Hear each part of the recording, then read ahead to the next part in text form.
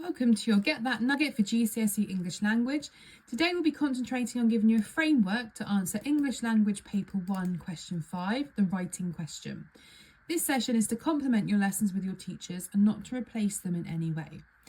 Okay, so just as a reminder, in the previous nugget we were looking at an image and we were focusing on how we plan to respond to this image question. I showed you a 6-part plan that would be super helpful and useful to plan from as a basis to respond to an image question. As I said, this is the image question, not the question choice where you're asked to write a story based off of a sentence starter or an opening of the story or a time when you felt an emotional isolated, for example. You can use the same structure, but it is more effective for an image. So that's what we are concentrating on today.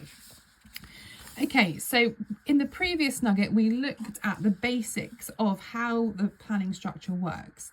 What we now need to do is to think about how we develop this plan into a more detailed version so that you are able to write a full answer, a full piece, a 40-mark piece from what you have planned. So paragraph 1, as I said, is the current scene. Now this paragraph needs to establish your character and your setting.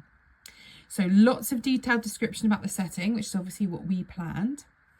But you don't need to tell the reader what has happened. We almost want some clues. So because we've got a person in our image, we can look at establishing character.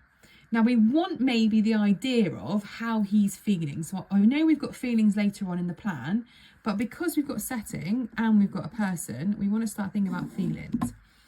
I always think it's much easier to write quite a sad or a darker story, obviously not too dark, but you want something, it's always easier, strangely, to write about something that's quite miserable or quite sad in a way that our character is quite sad or something quite bad's happened to them or they're feeling quite low or a bit stressed or a bit lost. For some reason, it's always much easier to write about that, so that's what I would go with, especially for this image.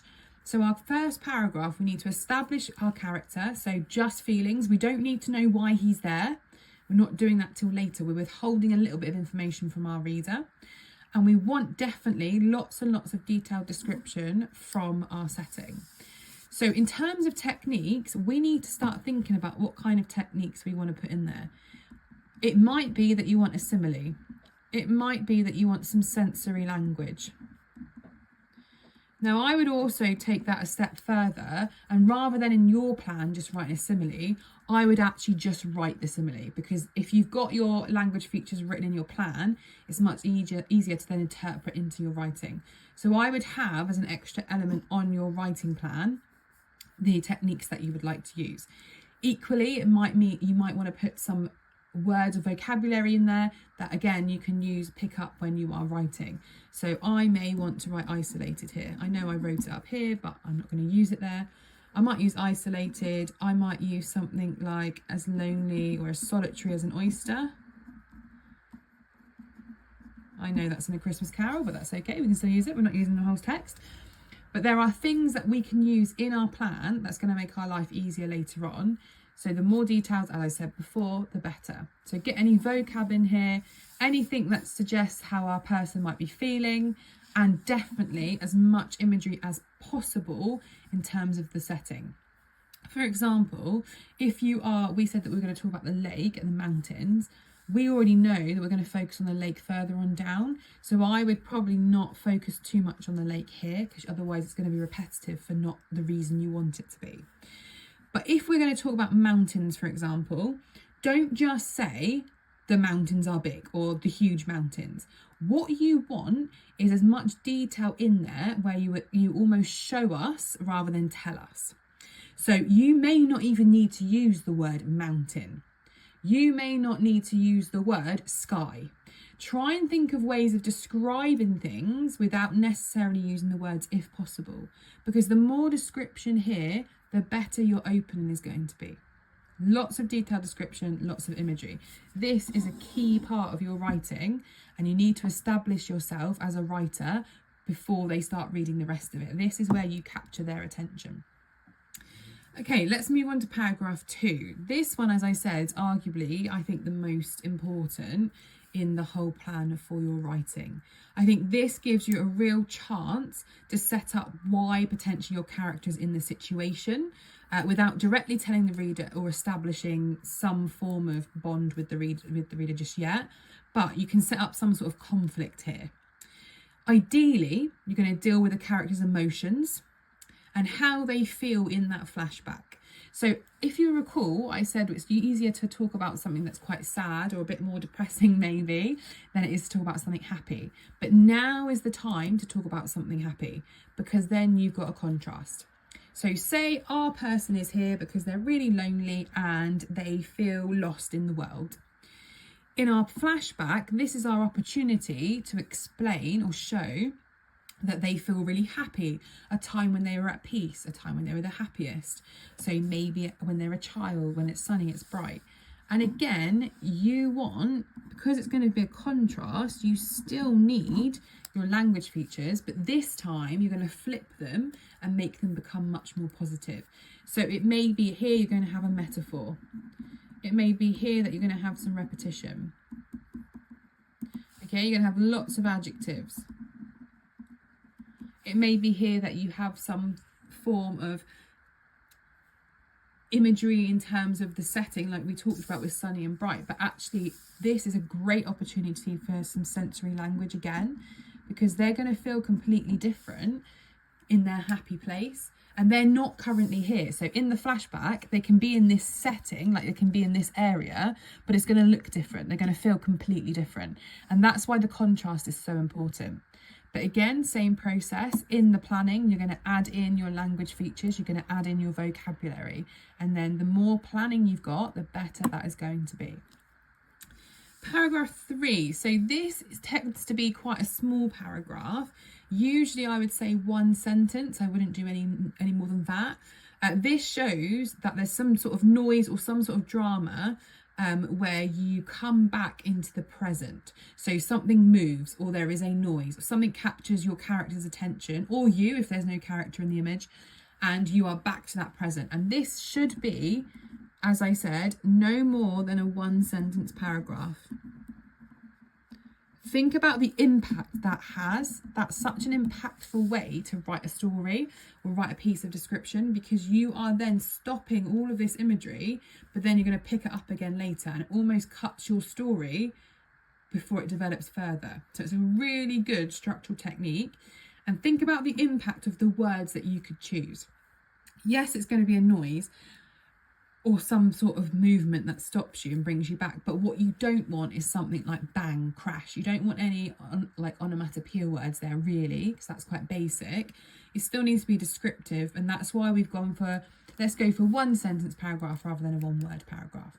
But again, plan that word, plan that technique if it's going to be a rhetorical question or if it's going to be some sort of noise. Plan what that's going to be so that you're not writing something simple like bang, crash, or the noise brought me back, because that is quite simple and we're not aiming for simple here, we're aiming for secure. Paragraph 4. So this shows control of the narrative and it gives you a chance to resume the action. So to go back to why that person's there. This is where your main action will be. This is where you start revealing. This is where you start revealing why they're there. Okay, so we talked about that earlier in the previous nugget about your plan. So reveal something. This is where you're trying to get your reader to stay on track with you and you want it to be interesting.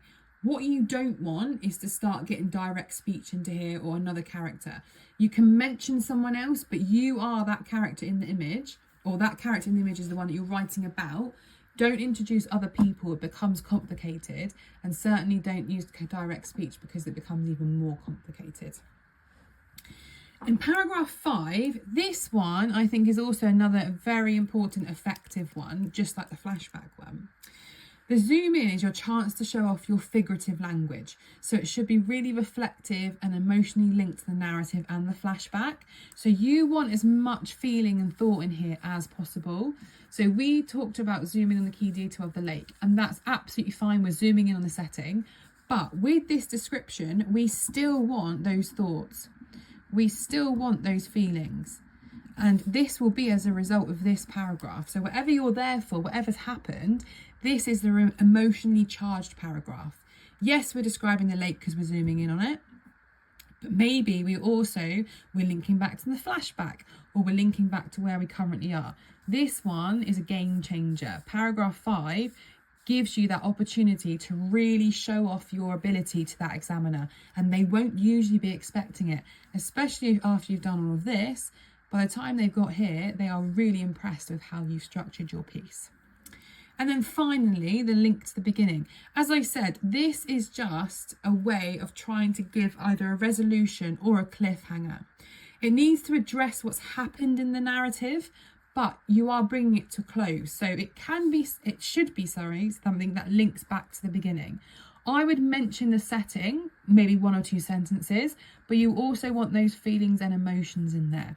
You want something about the weather, because this image in particular is quite a good one to try and get as much out of possible. And they will always give you something where there is something to write about. But sometimes, if you've seen any past papers, there'll be images that are quite difficult. And that's okay. If they give you a difficult image, that's absolutely fine, because you would have practiced this 6th step and it will work for any image that they could possibly give you. Finally, then you've got your opening line and return to the same opening line. Again, it might be that you don't plan this at all. You actually just, once you've written all of this, it might be that you add this on later to your plan. But don't forget about it. It can't be something that you just leave off, because then it loses the whole illusion of a fantastic story that you're about to write.